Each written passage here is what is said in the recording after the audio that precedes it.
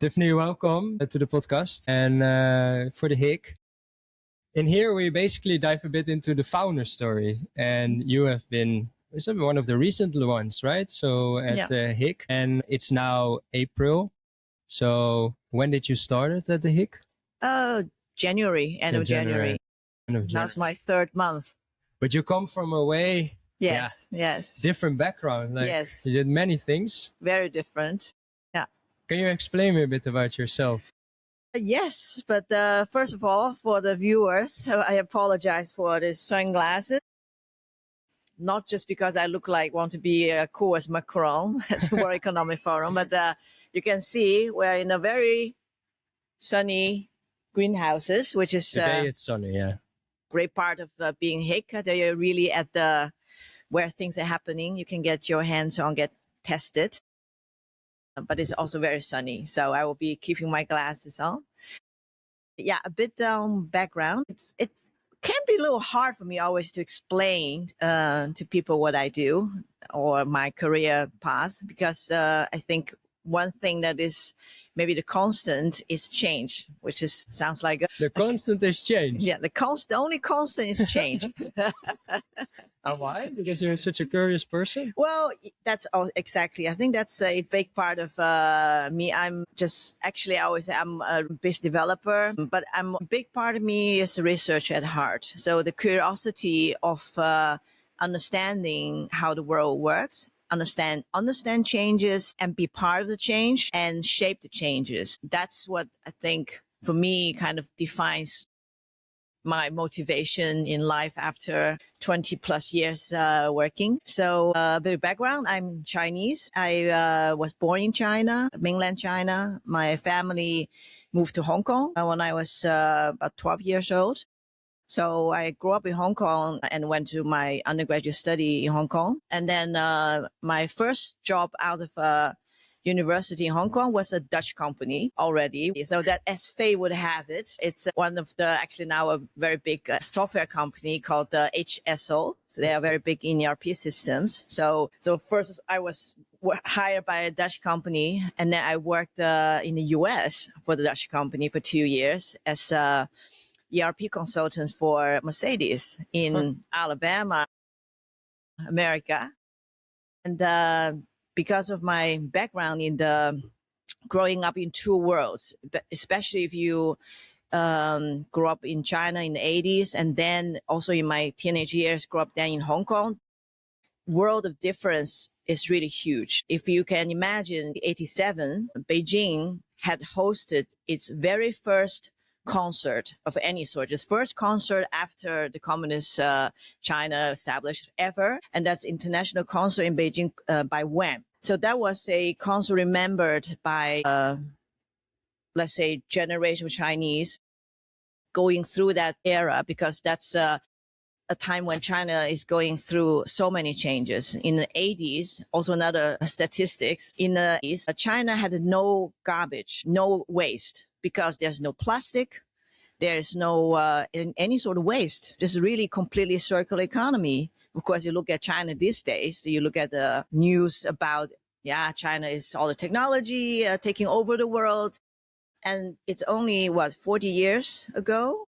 And it's a completely different China. So for me, growing up in that two worlds, understanding of how development happens, and it's given that China is really going through this kind of a massive development stage. So that kind of change in a massive scale, it's really in a very massive scale, it really defines my career. It took you, you took it with you, basically. Yes, you grew up in a path where change happens. Yeah, and then I was when I was in the US doing the as a consultant on IT, that was the peak of the .com bubble.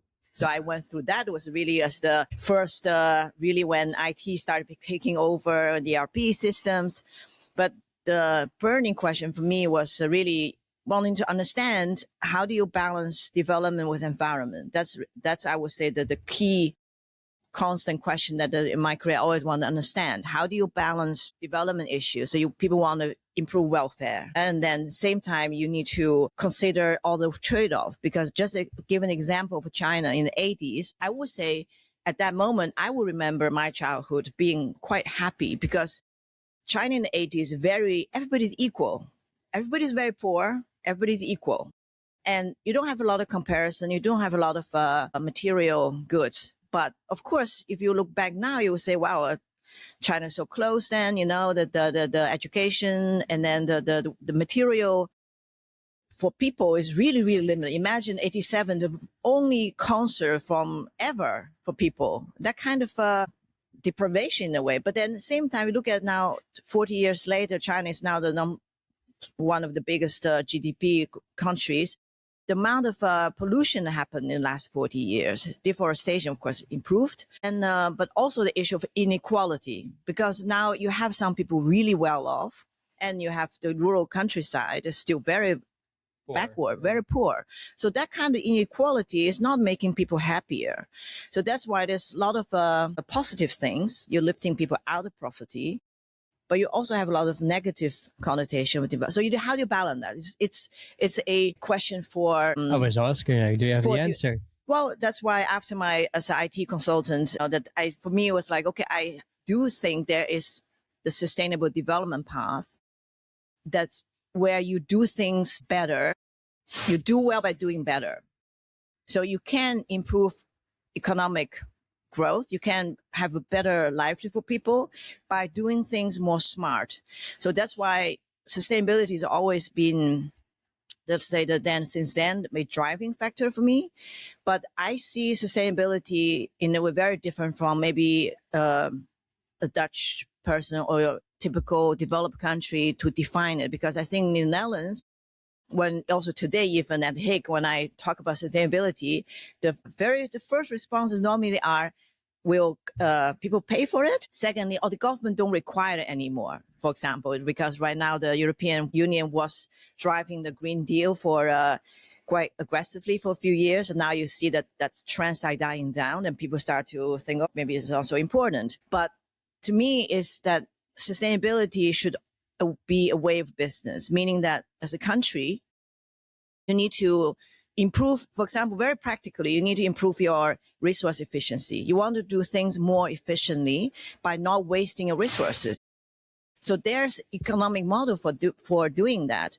And you can generate electricity much more efficiently with the solar. You have a lot of sun. Why not use solar? Why China, for example, is still 70% dependent on coal? That's hugely polluting, but there's a lot of alternative wind energy, solar energy, but you need technology, you need to have people to work on it. So this kind of example is sustainability should always, for me, always be together with innovation. So that means that it improves your performance and it's good for the environment. For example, also that's why from assembly lines for car parts in the US, I went into green building. I started my first venture without being very aware that I'm doing that. I just think, okay, that I want to work in China at that moment, year 2000. I want to work in China, and then I want to see how things happen on the ground. I want to prove actually that sustainability can be a way of business. So I went in there, starting a business office from my bedroom in Shanghai, and nobody believed that that's possible. And so for many years, actually, I never told my parents, for example, really what I'm doing, because for more Chinese people think, sustainability, why is it a kind of charity issue, or who pays for it? Those kind of questions. And then people then my company was started in the US, would say like, China, like, this is not a developing country. You should be first worry about the feeding yourself, and then to talk about sustainability, which sounds like such a luxury. So in long story short, the business model I developed in 5 years, I had from basically I was 25 then, and navigating a world of real estate developers, all men, all 50 year plus. So I'm the only woman in the room, and I don't have an engineering degree in HVAC. I'm not an architect. Yeah, but how did you start then? I started basically at that moment, nobody's even talking about what is sustainability or green duursam bouwen in Dutch, sustainable building means. So I just tell the whole story. What is a logical story? So a logical story is that when I give you an example. Today we're in a very hot greenhouse. Imagine if you're in a building where you don't have good shading or ventilation. For example, think about this is in Beijing in a very hot summer day. And then without a more holistic way of designing the building, what a typical approach, you install air conditioning, which was already still the practice. So what you do, you look at the hottest day like today, when the sun is at its peak, and then you say, okay, I need to have a chiller of, I don't know how you, 3 kilo, 3K, KW, 30K, kWh or whatever, this kind of very big one, because I need to make sure on the hottest day, because that's where my lights are going, people are warm, nobody want to faint in the hot office. That's how I size my chiller. But if you look at the whole building approach, is that one is we already introduced digital tools because without data, you cannot manage it. So we built already what we call today digital twins to simulate the whole building and then to look at how it will generate heat and from different sources, people, light, activities.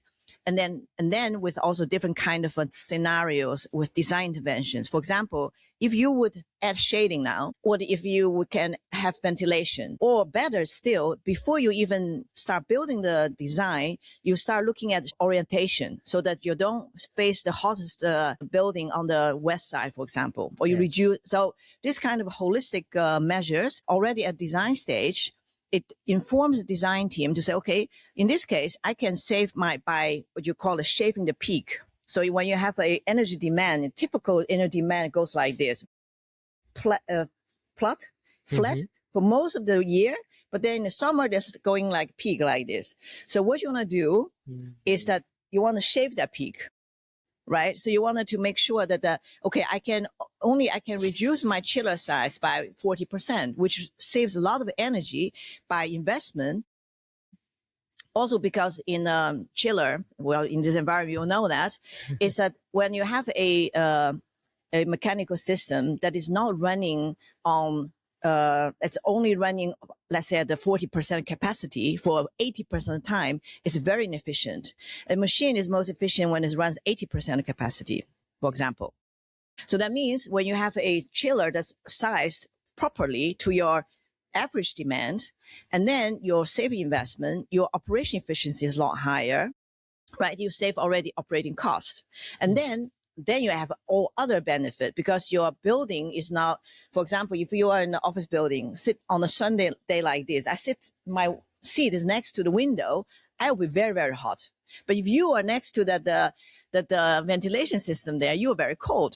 So that's exactly it. And this is a perfect example because what we always say that in buildings, you do not want to be feeling like you're in a greenhouse, that you are very hot, very uncomfortable, that the radiation is coming from everywhere.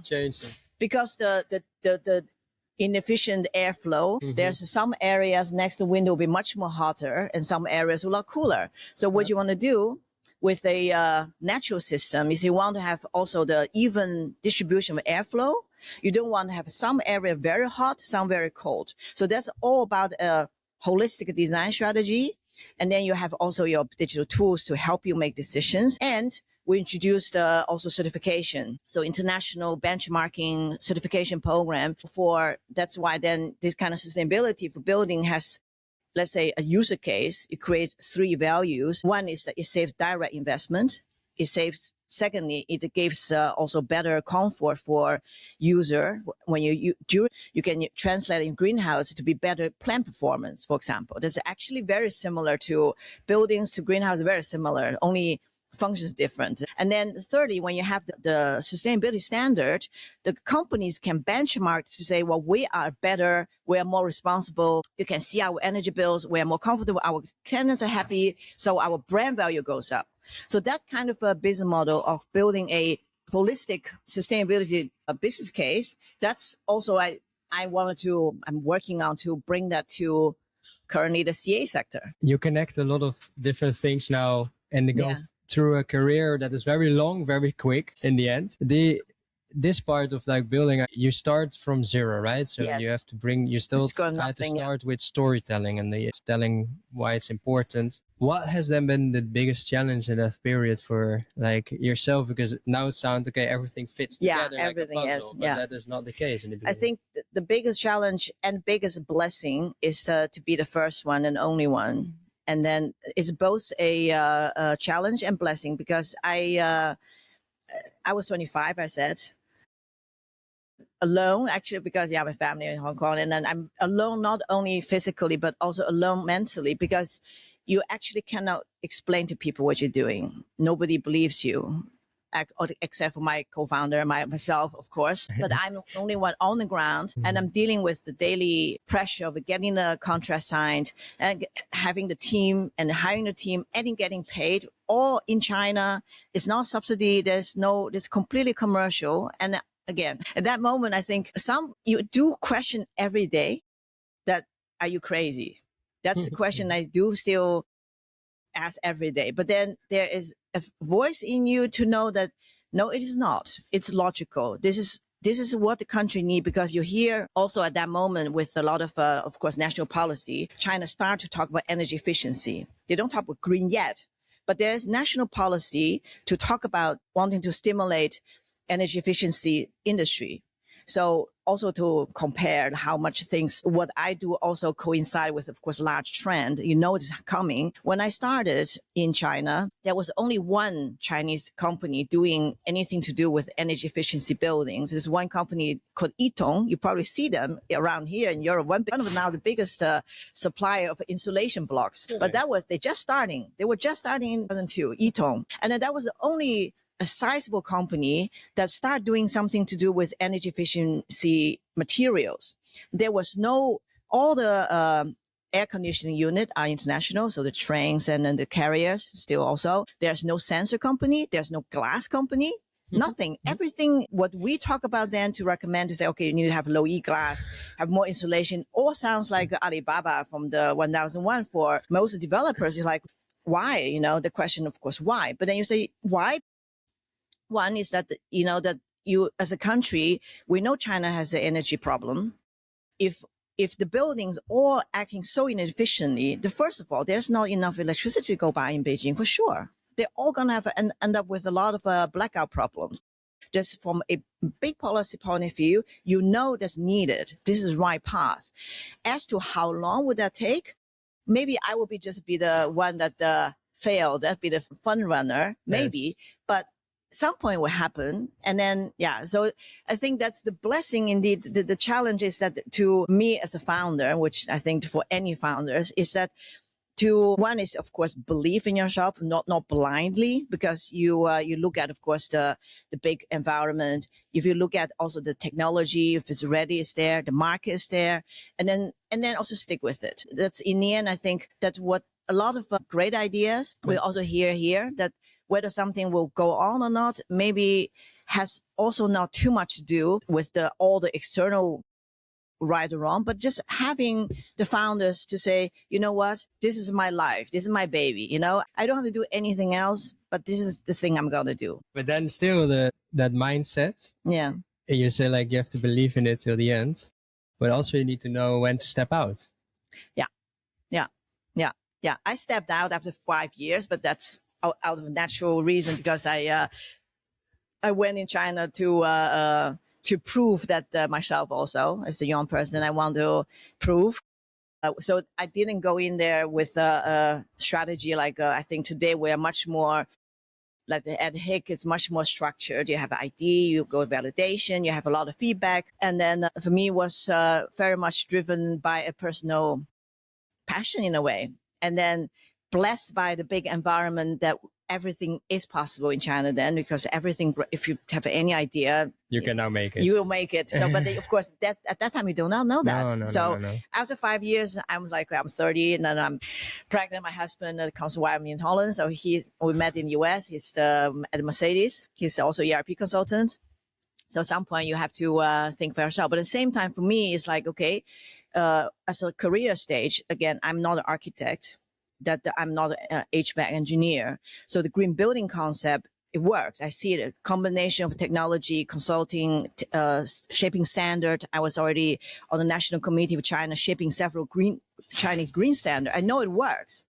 And then so for me as a career, I want to move into other areas. So I want to move into more city scale. So that's why after I came to the Netherlands, I started working for Royal Haskoning, DHC, which is a consulting company, and working on large scale eco-city project, which eventually brought me to agriculture development with city development. So in that sense, I would say the exit is when, of course, that you see I am as a founder, you are innovator. I think you are probably the stage where it's most frustrating. It's also the most attractive part because that's where you get to get things from 0 to 1. And that's for me the most interesting part. It's when you have to be resourceful. You get to experience that kind of extreme despair, but also the extreme happiness when something's happening. And then when things start to become more into like a process, then I think it's also time for a innovator to either you continue innovate on that process or to move on to another stage. Like you grow with the innovation or you grow with business, the innovation, right? Or you step out. I think that's also for me to move from buildings, from manufacturing to buildings now to plant, which actually coming back to the building, to the industry side, because we are talking about CA, it's like the new plant factory. And that's actually a natural involvement. Is the world is changing and the sectors innovations start from some sectors. It will start to becoming a norm for every sector. And I think agri-food is the most exciting field because the chain is very complex. It's most complex in the supply chains. The product you're dealing with are the most complicated. It's a lot easier to assemble a car maybe actually than to grow strawberries. Seriously, because you're talking about biology in a industrial process. I would say yes, but they are still different. It's still biology. You cannot really standardize everything, but you can bring in already the lessons or innovations or the society development happen already in another sector, and then to make the agri-food sector more sustainable, more scalable, all that. But this step, then we are now in a controlled environments here. Yeah. Why it's difficult, this part also, you work with fragile products. Yeah. And producers that do not have a shelf life of 10+ years. Hopefully your car goes a bit longer. Most cars we drive for a few years. And with strawberries here around us, it's perishable. That's the thing. You have a time factor. The time is the most difficult factor.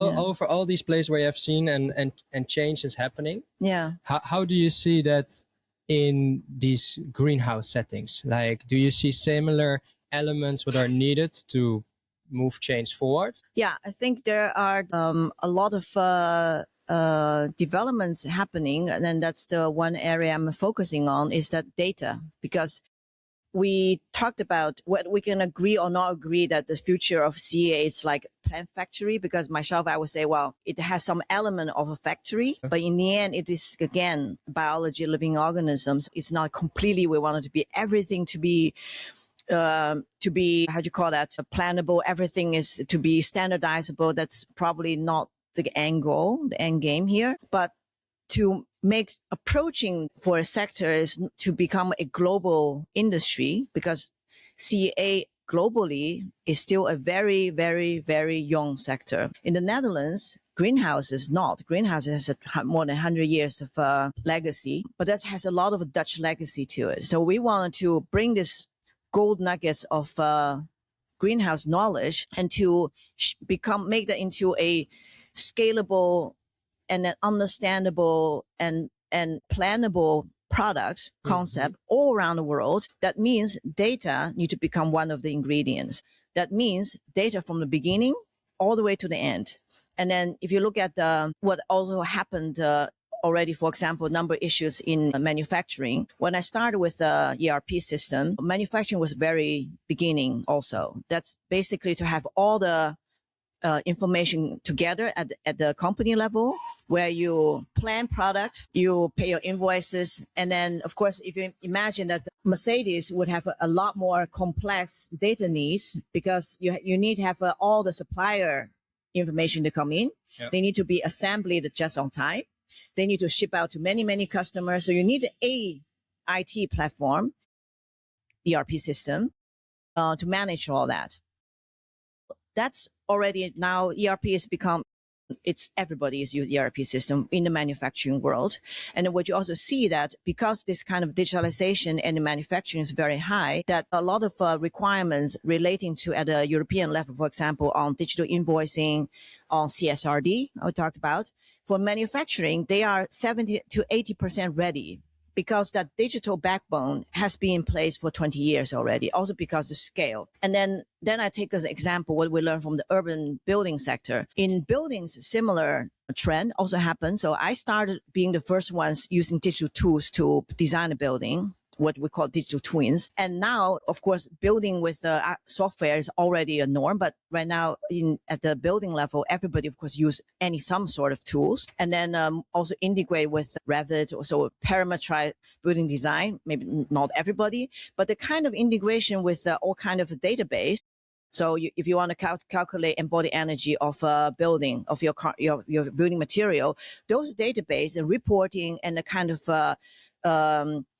the workflow, it's very mature. So you can quite easily calculate a building footprint. And then that kind of process also very internationally recognized, whether you're building in China or in UK or in US, the kind of a sustainable standard, calculation method, the kind of validation, it's much more mature.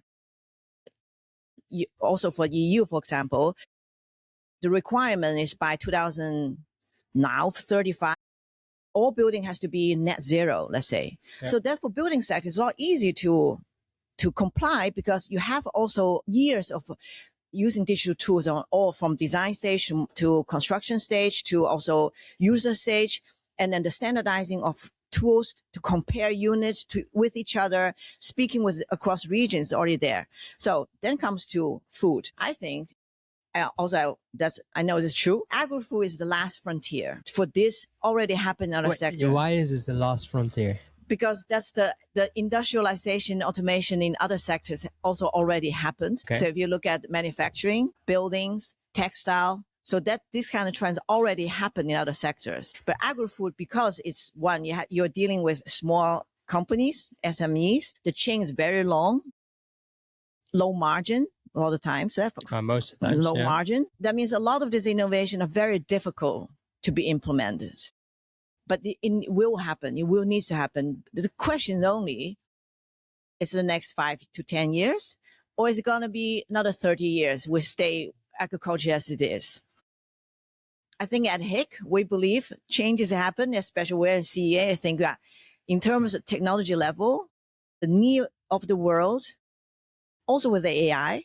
Of course, a big factor why we are talking about what we're doing, that I do believe AI for good, that not AI is only there to replace labor, which is a big topic, but AI can be for good. If you are also starting from beginning, thinking, for example, in the data world, digitalization, a big pain point is collection of data and harmonizing different standards. That's where I believe AI will play a very big role to reduce the kind of manual labor, but also error, to make that much more pain-free, to have all the data coming into one place, to have kind of a light ERP kind of approach, because agriculture is not automotive. We don't need to have it's not a 10,000 people company. We don't need a very sophisticated ERP system, but the kind of centralizing of information from financial to sensor to environmental databases come all together, harmonized, speaking one language, and then also the incorporating the kind of digital twin, not only for building, for performance, crop performance, but also the whole company performance in terms of sustainability performance, financial performance, and also crop performance. In a way, you can think about it kind of eventually we'll have kind of a digital twin for the whole company at the crop level, company level, and supply chain level. And I think that change is now to start taking shape. And we certainly being like to be at the front of the change. I think this is the moment we work on. This is an area to be working on. Yeah, that's where you are also Yes. working on, right? Yes. Yes. Just to understand, step it down, but then these are many data points that have to come together. Even if you want to combine data from the greenhouse with even data from the internal the company, where do you start then?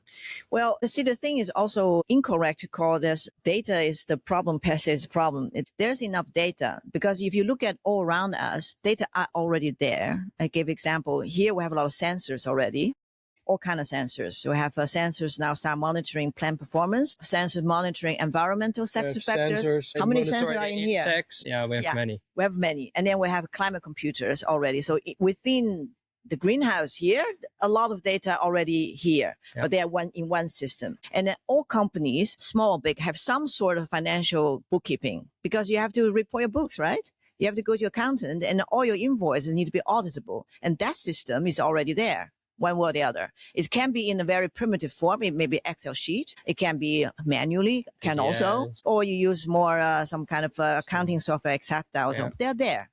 And you have also on the environment, the open data, more and more open data now is available, more than I think more than people are really making use of that. So the issue is not the availability of data, but to make them talk to each other.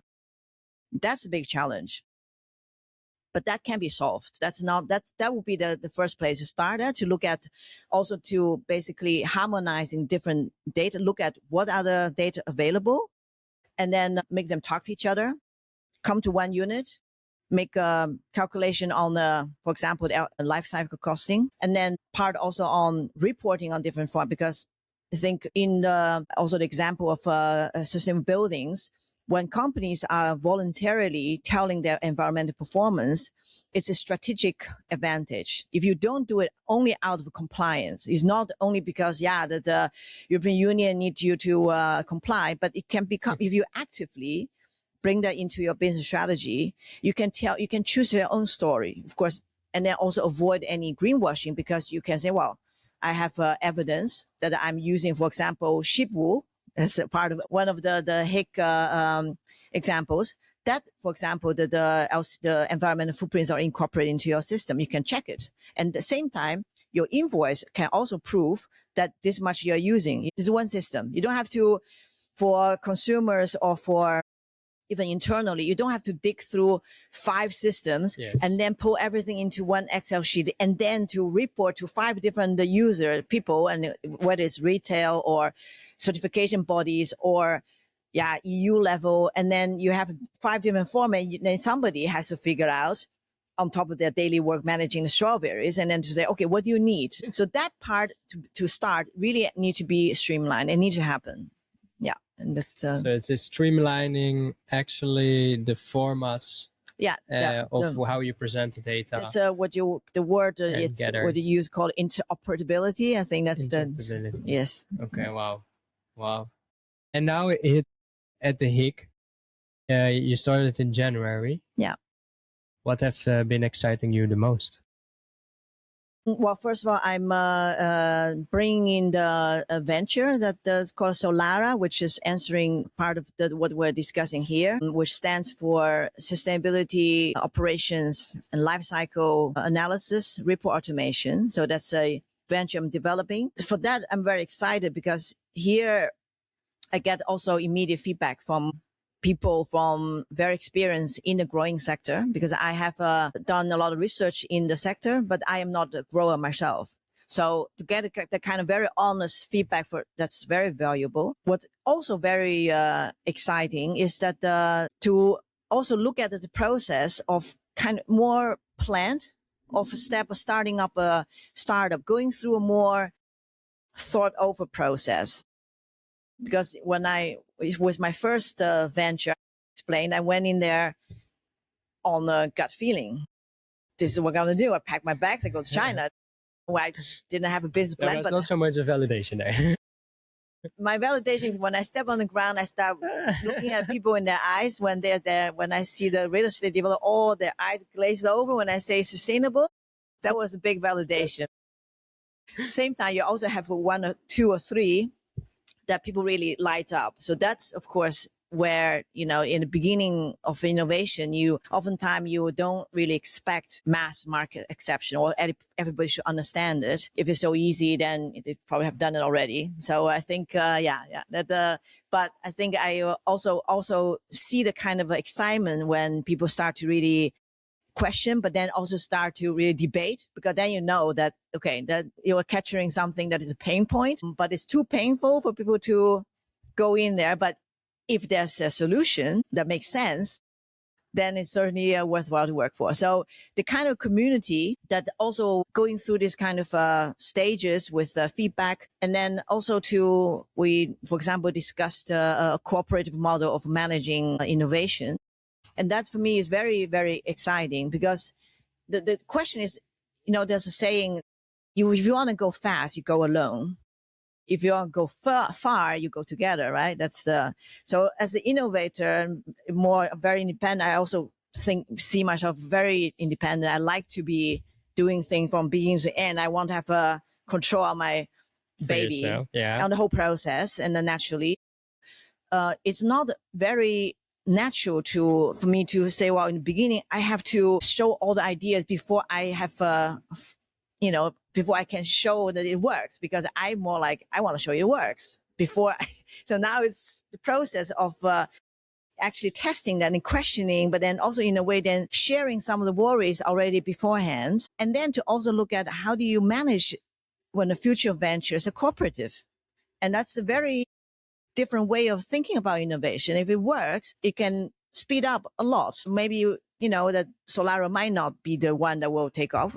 I'm okay with that, but I would know I'm going to be 100% to make it work, whether people believe it or not. But same time, I'm also very okay to say, well, that if in the end, the market will need something else, I'm also okay. So I think that, but being in a cooperative, that's kind of also for innovation, then you have more also not putting your eggs all in a basket. I think that's a business model in a venture.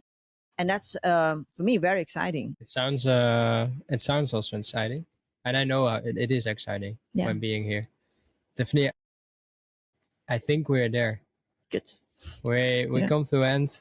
Is there anything you would like to have said, but we didn't actually touch? Hey, I think I said everything. That is. Thanks a lot, Tiffany. Thank you. Thank you, Jack.